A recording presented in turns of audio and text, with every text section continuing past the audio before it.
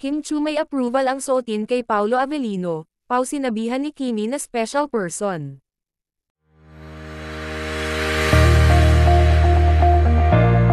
Sa isang video, ay makikita na nagbi-video itong si Kimi at biglang dumating nga itong si Pau, at tinanong nga ito ni Kimi, kung okay ba kay Pau ang damit na susuotin niya.